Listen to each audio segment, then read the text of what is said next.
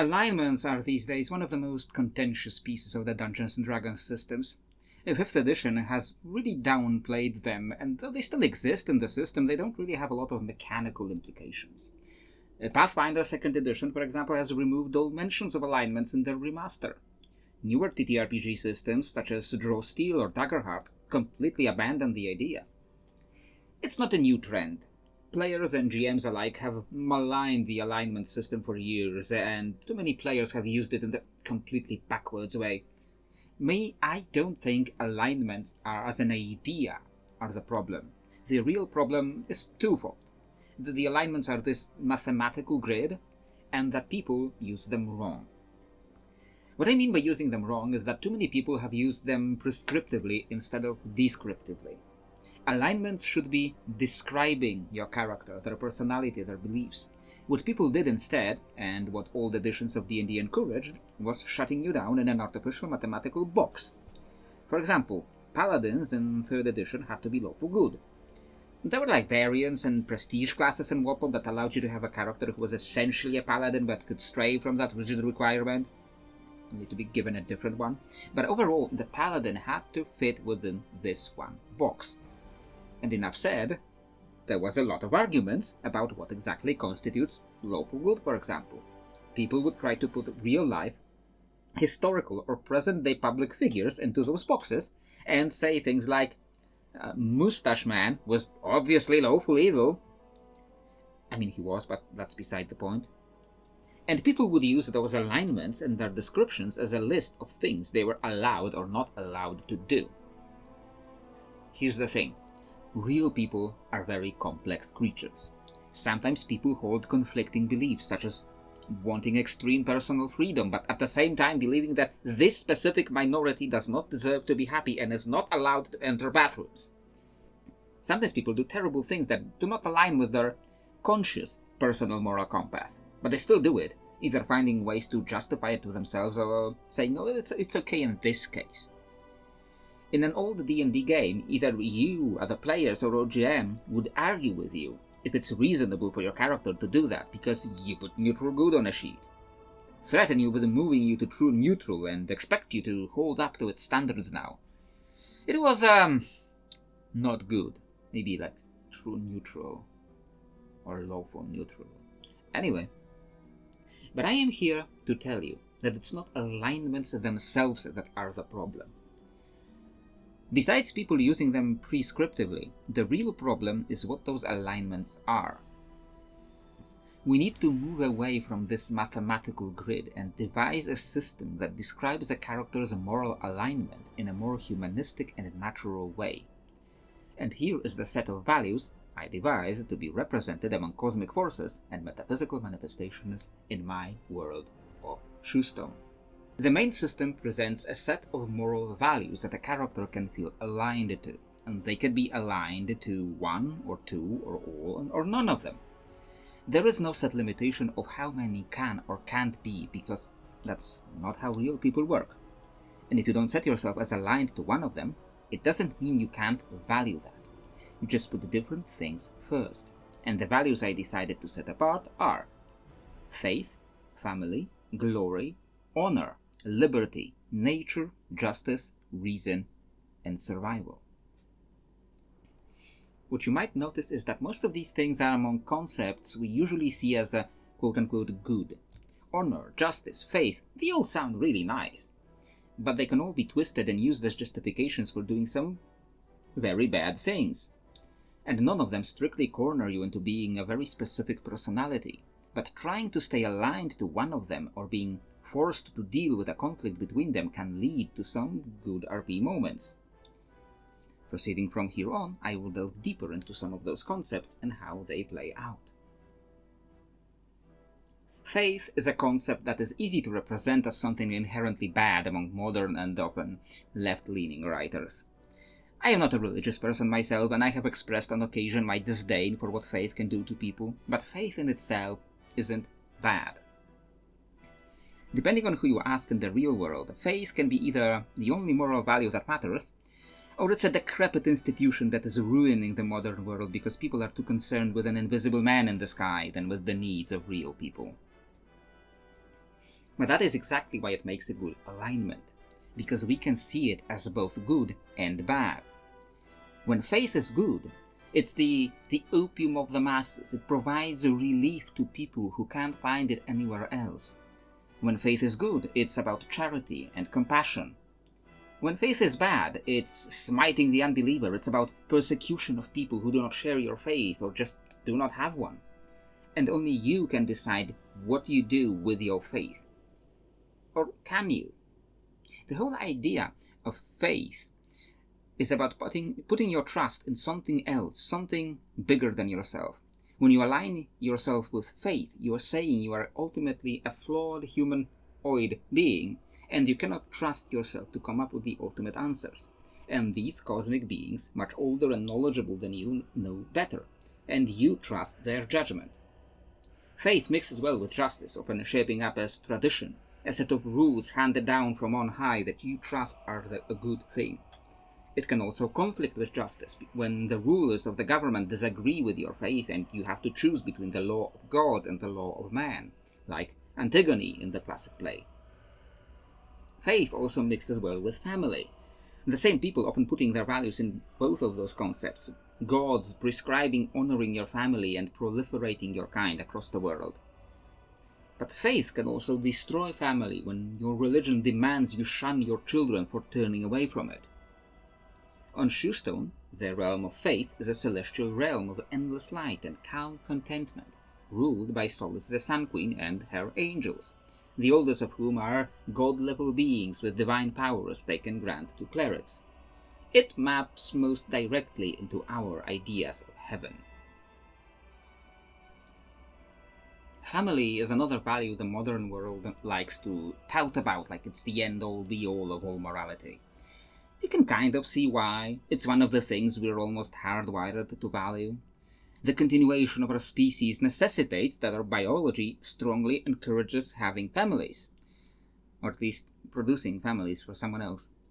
And like any simple concept that blows up into something much bigger and a whole value system, it can become good and bad. What ought to be noted is that, as a wise man once said, family don't end in blood. Not all families are related by blood, and sometimes they are simply close friends who you depend on, like a brother or a sister. Or a mentor figure who put everything of themselves into giving you a good start. Characters aligned with family can recognize that and know not to depend entirely on people you were born to. Family can be good when your family encourages you to be true to yourself and gives you unconditional support in what you pursue. They believe that the people they know and people they helped shape are the best people around and they should be trusted and supported. Family is usually good when it mixes with liberty or survival. The former will support your choices no matter what, and the latter may not be good for others, but it will help you survive even at the cost of other people. Family can go wrong in so many ways when mixed with many other values. Family and faith can lead to shunning disagreeing family members. Family and honor can lead to honor killings because you fell in love with the wrong person. Family and nature can disapprove of you doing something they deem unnatural, even if it isn't. On Shoestone, the gods associated with family do not really have their own cosmic realm, because family is a very down-to-earth concept, and they live in a remote land in the physical world called Hyra. These gods are the Hyran pantheon, descendants of the Titans, who were in turn descended from the stars. These are your Greek/Norse/Egyptian pantheon with Zeus and Odin figures.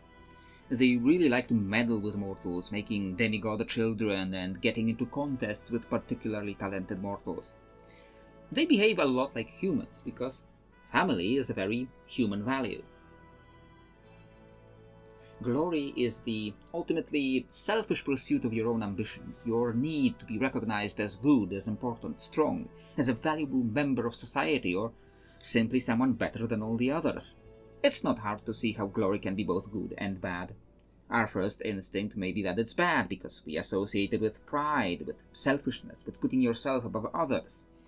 Glory can be good too, however, as many ambitious individuals also uplift others around them with their achievements, be it by choice or by happenstance. Ambitious individuals are needed in society to drive change and progress. If no one ever valued personal glory, the world could still be in the Stone Age, without that drive to make yourself better and finding things that also made others better. Glory and family can mix into a drive for legacy beyond your own. You realize that you want to be around forever, so you strive to uplift others with you and impart your lessons onto them, so they can continue your legacy. Glory and liberty without alignment to justice or fate can result in a very pirate or rogue type personality who doesn't care who they trample as long as they get richer out of it. Shoestone's realm of glory is similar to our ideas of Valhalla. It's full of spirits of great warriors and magicians who always fight each other and compete to be the best, be it on a field of battle or in other competitive ways. Because the surface world is a very humble society, even if it gives rise to plenty of ambitious individuals, the gods of glory are descended from the shadows of the Antichthon. And though they do exist in this realm of glory, the constant competition means that they do allow particularly capable mortals to challenge them and make their own claims on the realm. Honor is another one of those things that seem almost synonymous with good to many. Honor is one of the oldest values of humanity. In the ancient days when our societies were still forming, there had to be something to stop unscrupulous people from just abusing everyone. You'd either invent gods, telling people they'd punish them, or you'd form some sort of government to punish people in the here and now. Or simply you'd instill into people the value of keeping your word, the value of fighting others in a way that gives them a fair chance, hoping they would give you a fair chance as well. And while it may seem like it's all good, honor can also be very bad. When you put honor above all else, you may be blind to the plight of others who are not afforded the same opportunities as you were. Someone who puts honor above all else may end up remorsefully killing a friend or a family member because they violated a code of conduct, or end up having to end themselves because of something they had no choice over, but was seen as dishonorable.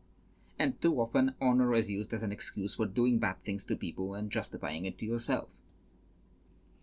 I already talked about many of the combinations honor can get into, but for example, honor and glory can mix to create an individual or a society which, though it values personal advancement and ambition, it limits that drive with a code of conduct and puts a brake on the more harmful aspects of glory. Honor and justice seem like they'd be natural allies, but often they find themselves at odds. Where justice is concerned with what's fair for the society, it may punish people for acting according to their honor, such as lying to the authorities to protect someone, or for an honor killing. On Shoestone, the Titans, the previous generation of the gods, were the gods of honor. Though they have been banished to the Antichthon after they clashed with the Hieron pantheon, a number of their descendants allied with the Hierons and were given their own realm in the nearby Atlas, still on the physical world. It's not too different from Hera, but it is bound in many strict obligations, and the Atlans do not meddle with mortals as much. Liberty is another one of those seemingly selfish concepts. A character aligned with liberty values their own freedoms above everything else. But much like any other value here, liberty can be both good and bad, both selfish and selfless. After all, liberty can be about more than just your liberty. It can be about your pursuit of making sure everyone can enjoy their freedom to be themselves. It can be a pursuit of a more equal society, without kings and oppressive laws. But it can also, of course, be just about you, and your freedom to do whatever you want, no matter the cost to others. Liberty rarely mixes with justice, but when it does, it creates a more egalitarian society, a society that looks a lot like modern left-wing ideas. Democratic, devoid of institutional racism and classism, if that is achievable at all. But even if it isn't achievable, that is what such a character would strive for. Liberty and survival, for example, can instead lead to very dangerous characters, whose only goals are to survive and to not be controlled, and survive to free themselves, and who will do everything they can to ensure their freedom. Again, the surface world of Shoestone encourages conformity, so any gods of liberty are seen as dark creatures from Cerberus. Their realm is associated with the Antichthon, and it's a realm of anarchy, unbound by any rules.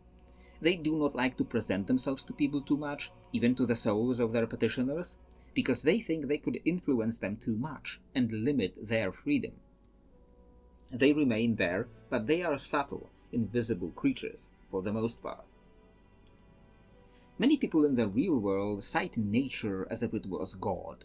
A particularly bad example, to me, is how the Prime Directive ends up being used in later Star Trek shows. Where in the original series it's used more like an obstacle for Captain Kirk to overcome, to explain why he can help those people. Shows like Voyager instead use it as a justification to stay idle in the face of injustice. They say, oh, it is their natural development. Their world is naturally dying, so it's okay if billions of people die. This is the primary conflict of using nature as a driving moral value. Nature can be good and beautiful and produce all the things we see around us, the trees and the mountains and the oceans. But at the same time, nature is cruel and produces insects whose life cycle is to burrow into the eyes of children and make them blind. Nature isn't good or bad, it just is. Which is why it makes a perfect alignment. Some people will see nature as the ultimate authority. They will argue, for example, that, oh, there is no homosexuality in animals, which is, by the way, complete bullshit. Assuming that because it doesn't happen in nature, even if that was true, that automatically means it's bad. But nature can be helpful and harmful. Going against nature can be helpful and harmful, because you can make either medicine that nature didn't produce, or you can make bombs, and different characters will take different stances on that. Nature can mix seamlessly with most other values on this list. When mixed with family, it starts to focus more on that biological family, those close physical ties, others be damned. When mixed with a sense of justice, the character believes that the ruthlessness of nature is justice, that the strong should rule the weak. Nature is also about balance. It is both life and death, because they are both parts of the natural cycle. On Shoestone, the gods of nature are creations of Athos the Horned God, one of the primordial gods predating the Titans. Athos created all the animals and plants and created their ruling wild gods, animal or plant-like entities that can provide clerics and paladins with real power. Their realm is a version of the Feywild, where the natural spirits of the world have learned from the shapes of both humanoids and animals and taken on the traditional Fey shapes, their whimsical and dangerous and unpredictable nature aligning perfectly with this concept. Much like honor, justice seems like a value that we as a society almost immediately accept as good. However, justice is much more complex. Justice is what we make of it, where faith trusts in the laws of God and nature trusts in the laws of the wilds. Justice trusts the laws of man above all others. Though people in the real world may argue that there would be no laws or justice without their particular God, but we have secular laws, independent from religion. And it's not a new invention either. I already mentioned Antigone, the classic Greek play from the 5th century BC, where the central conflict is about the laws of man versus laws of gods, and the play doesn't resolve it. Everyone suffers for it because it recognizes that with these kinds of things there often isn't one right answer. Justice can mix with most other things in different systems in different societies. A society that values family above all else will value justice and family. An honorable warrior who serves his lord will value justice and honor. And a religious society will mix justice and faith, creating a system of religious law. The strangest will be characters who put justice together with survival, but perhaps they embody a society that focuses on the survival of their society, even if it has to trump other societies. The ultimate authority of justice in the world of Shoestone is Kailos, the Sky Father, one of the oldest gods in the entire world, who created the starlings, the spirits of the stars, and the titans who would later descend on the world. He rules the higher spheres above the main dome of the sky, and he believes he is the ultimate authority in the matters of justice and order and law. Their realm is rigid, alien, and crystalline, and made up of perfectly ordered geometric shapes. Reason can be seen as a value in itself. It's the belief that the cold, rational logic is the only way to go through life. You have to doubt everything, consider everything, and never allow yourself to be distracted by your personal biases. Reason can be good. quite easily by simply figuring out the most effective way of making something, the most effective way of building roads, or of helping build a healthcare system, which is a little bit odd for ancient society, but bear with me. At the same time, you can reason yourself into wars and decide that killing 10,000 people is good, because if you don't, they will kill 20,000 of your people. It's perfectly reasonable, but you send people to their deaths and order them to kill others. It is the hardest one to mix with anything else, because any distraction towards any other value could be seen as abandoning that pure cold reason. However, people being people, they can hold conflicting values at the same time. A person aligned with the reason and family can be perfectly reasonable with everyone, except their family, for whom they have a soft spot. A person aligned with reason and survival will make the most cold calculations for their own survival. Even the reason and the justice, ruled by completely opposing gods, make natural allies, because you can use your reason to make a code of justice that values pragmatism and practicality. Speaking of gods, reason is the most closely aligned with Cerberus, the underworld, the primordial god that surrounded the world from below and who fathered its shadow children. Cerberus created its devils to make deals and encourage people to value pragmatism, offering their deals to those souls most inclined to logic. Their realm is dark and fiery, and Shoestone describes it as hell, but it is a place where you will be valued, or not, for exactly what you are, without bias. Some could argue that survival is not as much a moral value as a lack thereof, but it is still a value that can drive your entire life. Especially if you are born in a place or a society that is less privileged, where either you or your community have to depend on themselves, either due to a lack of laws or authority, or due to those laws not caring about you. And ultimately, survival is the most fundamental need of all sentient beings. It's self-preservation. It's good because we all need it, but it can be bad when we are confronted with what we're prepared to do to ensure our own survival. As probably the most primal value of all, it is also hard to mix with others, but not impossible. Survival can more easily mix with family, because then it simply becomes the survival of people you care about as well as yours. Survival mixes much harder with the faith or justice, because it requires you to put a lot of trust in remote entities, be they in this world or the next. But when living in a particularly cruel society that believes might makes right, or following a primal god of vengeance, they can mix into very dangerous unions. The gods of survival are the most primal and chaotic creatures, and the surface world of Shoestone calls them demons. They find a lot of followers in the Antichthon, from whose shadowy lords they arose. Their realm floats in the sky between the underside of the world and the lower dome of Cerberus, and is an absolute free-for-all, where you will keep coming back and back again for eternity, fighting and hunting and eating, because all you ever valued in life was survival. And though these are all the values I assign to various cosmic realms and the pantheons that rule them, I can foresee a question coming up. Why even do any of this at all?